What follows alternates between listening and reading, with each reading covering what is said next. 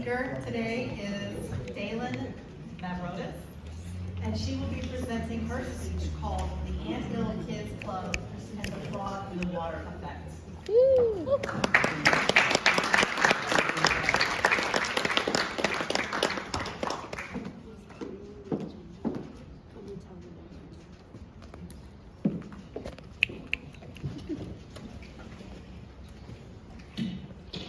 Take this, I'll walk around. Yes, I bet. It's on a black layer, so wait here. Oh, then take a little. There we go. Hi, everybody. Hello. Hi. I'm Daylen. I am a freshman in the mortuary science program here at Wayne State. And I want to give a little bit of a warning before I begin my speech because this is about some very dark topics. I'm going to be discussing cults. So we're going to be talking about things like child abuse, sexual assault, domestic violence, just in general some blood and gore. So if any of you are sensitive to this, do not worry, you can step out, I'm not going to be offended. So, just a show of hands, how many of you are familiar with the Manson family? What about Heaven's Gate? Any of you guys use the term drinking the Kool-Aid in your daily life? I know I do. I am definitely guilty of that. Well, cults are defined by the Oxford Dictionary as small groups led by charismatic leaders who exercise excessive control over followers to obey a set of rules. Well, cults have tragic consequences and have been responsible for thousands of deaths in the United States for eons. However, in our Western culture, the sensationalization of these cults has had dramatic effects in which we have separated ourselves from the actual victims. Oh, that could never happen to me. No, I'm not susceptible to manipulation like that. It must be them. Oh, I bet they were mentally ill. Well, what I want to tell you today is that is not true. We are no different from the victims of these crimes. I want to take back the narrative to show you guys this can happen to anybody and know the warning signs and how to prevent it. During this speech, I'm going to explain to you one of the most horrific cults of the 1970s, the Anthill Kids, led by Walk Theriol in Saginaw, Quebec. I am then going to explain to you the frog in the water effect and how it influences cults in the ways that they are made. I hope with this that I can inspire all of you to reverse the narratives for victims of manipulation in your own life. Change the slide, please. First, we're going to begin with a man named Walk Theriol. Who was he? Well, he was born in 1947 in Saginaw, Quebec, and he was a self-proclaimed prophet under the name Waze, who initially aligned himself with the Seventh-day Adventist Church. He was a chronic alcoholic who believed that the end of the world would come in February of 1979. He began by giving motivational speeches in his church in which he would doomsday prep and fearmonger to his followers till he developed a small group of people who were willing to follow him into the mountains. Next slide, please. And this is where everything got bad. So stereotypically, the way that cults do manipulation is it starts first by having you cut off all of your friends and family. He described this as cutting off all earthly connections. Now, their support system is entirely the rest of the people in the cult. Then, he exhausted them mentally and physically by having them build their entire town from the ground up while he sat and did nothing. This made them easier to manipulate. He then married all 9 women who followed him and fathered 22 children with them. So now they have another physical connection to this evil man, making eventual escape harder, if not impossible, to do. However, can you switch the slide, please? We all know that the end of the world did not come in February of 1979. Whenever this didn't happen, Roque began to go crazy. The hold that he had over people was beginning to slip. His alcoholism got worse, and because of that, the punishments that he was dealing out got worse. Now, nobody was allowed to talk unless it was to him. No one was allowed to have intercourse unless it was with him. The control was tightening as well as the grip. So what we see now is that he would ask them devotionals. He would say, "Are you loyal to me?" and he would ask them to cut off the toes of other followers with wire cutters to prove this. He would punish them by having them break their own legs, cut themselves with hammers or axes. He would suspend them from the ceiling and pluck out their body hairs one by one. He would ask them to eat dead mice or feces. And of all the children in the cult, they actually had it arguably worse than anybody else. They were also sexually abused. One of the major things that he would do was nail them to trees and have the other children throw rocks at them to make sure that they were made an example of. Can I have the next slide, please? However, the real thing that Roach was known for was his amateur surgeries. Now, Roach believed that he was a god and had the healing powers.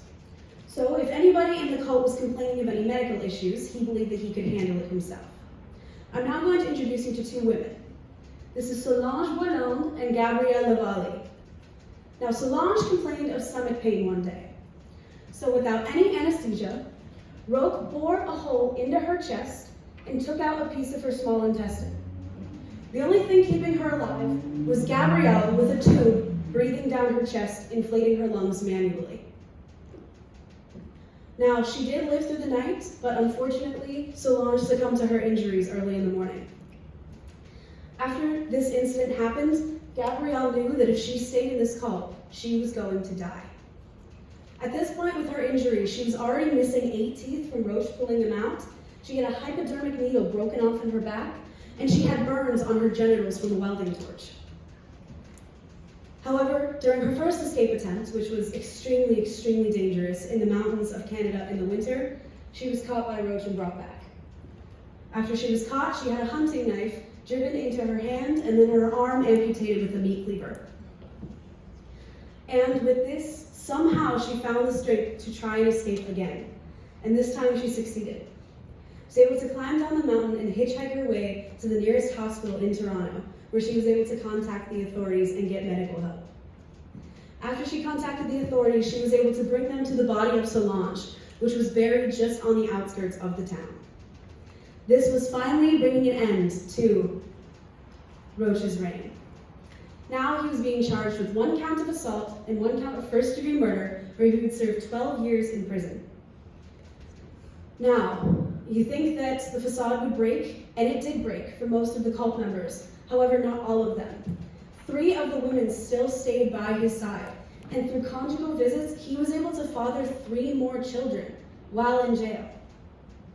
Then finally, on February 27th of 2011, he was stabbed in the neck by a fellow inmate, and he died. So why am I telling you guys about this? Why is this important? Why do we need to know what's horrific about it? Because I'm sure each of us is thinking right now, if the person next to me got stabbed, I think I would leave. I think I would know that that is too much, that I've had enough, that this is not okay. And that is where the frog in the water effect comes in. You switch the slide. Switch the slide again. There we go. So, the frog in the water effect states, according to the National Institute of Health, if you place a frog in boiling water, it will immediately jump out to save itself from impending death. However, if you place the frog in pleasantly tepid water while slowly increasing the heat, the frog will boil to death without a second thought. And this, ladies and gentlemen, is how cults operate. You take a person who is down on his luck. Let's say he just lost his job, got a divorce, lost custody of his children, and you tell him that you're moving away into the mountains from civilization to live without any of this fear. That right there is acceptable. It is the pleasantly tepid water. Then, as your mind is weakened by things like physical labor, by losing all of your family, by dressing the same as everyone around you, and your sense of person is removed, you are weakened, and the state of acceptability is rising. So now with this, it is becoming too late to get out right whenever you're realizing that it's dangerous. Because right whenever things are no longer acceptable, you're injured. Or even worse, you're pregnant with his child, and now you are tied to this man. By then, it is no longer just a simple escape of leaving, if it ever even was a simple escape of leaving.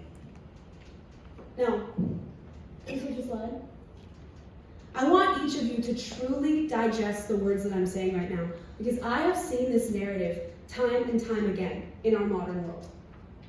If we look at the Church of Scientology, we see these things all the time. They use the exact same manipulation tactics that were used in the Anthill Kids, where they will weaken you physically, they will have you starve yourself, they will separate you from all of your family and wealth and belongings to make sure that you are susceptible to their manipulation. Or even on a smaller scale, we can compare this to domestic violence and the abuse that so many people suffer. There's a reason that things like isolation are a huge part of this manipulation, before more telling signs like physical violence are involved.